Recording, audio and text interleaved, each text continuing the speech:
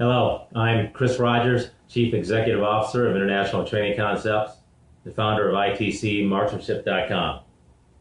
In this video, I'd like to demonstrate how to place one of our CheekRests on the stock of your firearm.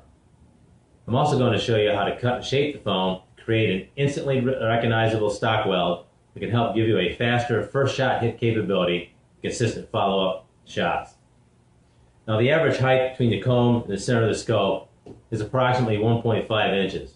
Now, that doesn't mean I have to put an inch and a half of foam on this stock to raise my eye up to the center of that scope. Depending on the shape of your face and what type of stock you have, the amount of extra rise in the comb area will vary from shooter to shooter. Now, given the fact that you've mounted your scope properly, let's go ahead and put a CheekRest on the stock. For this demonstration, I'm going to use one of our light gray nylon wetsuit CheekRests. Now, they all have the same characteristics in that there's an internal pouch for the placement of foam. There's 3 hook and loop straps, strap it down to the stock, and we use some nylon sharkskin rubber underneath to keep it from moving and shifting on the stock. Now, because I have a thin face and I'm not sporting a beard today, I'm going to guesstimate the amount of rise that I need off that stock is approximately 2 foam pads. So I'm going to go ahead and grab these pads. I'm not going to cut them yet. Place them inside the pouch. I'm going to strap the CheekRest on the center of that stock. I'm going to reach around and grab my hook and loop.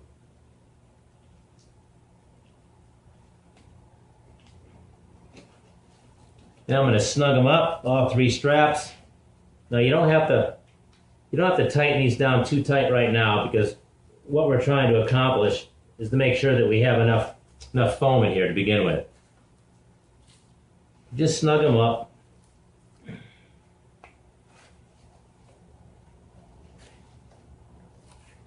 All right, now that I've got it placed on the center with an equal amount of CheekRest on either side, I'm going to go in and get into my favorite shooting position, preferably the prone on this particular evolution, and make sure that I have enough rise to get my eye to that center of the scope. Now, if you don't, go ahead and repeat the process and add or take away as much foam as you need to bring that eye, once again, when you lay your face comfortably on that stock, that your eye's looking straight through the center of that scope. Now, once you accomplish that, go ahead, snug down this CheekRest with the straps. Again, don't pull too tight, but just enough to get it snug where it's not going to move or shift around that stock. And once you're there, you can go ahead and trim your extra strapping off to make it look a lot more custom and give it that streamlined fit. Now, just a word of caution, because there's a little stress on these straps, give it about an hour, and this CheekRest is actually going to form to this stock. So once that happens, go ahead and readjust your strapping, pull it tight again, and then take off that excess strapping. Now let's go a little bit further.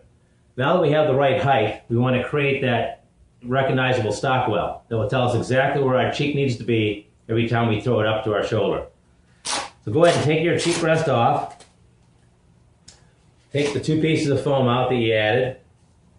Now what I'm going to do, I'm going to take away that top piece, and I'm going to go ahead and I'm going to cut a hole in it. Now it doesn't have to be perfect, as long as it's in the center of this top piece. And I found that if I cut an egg-shaped hole in here, it creates a more distinct saddle effect.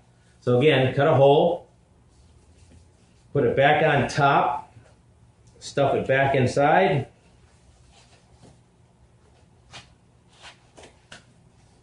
Once again, we're going to place it back on the center of that stock.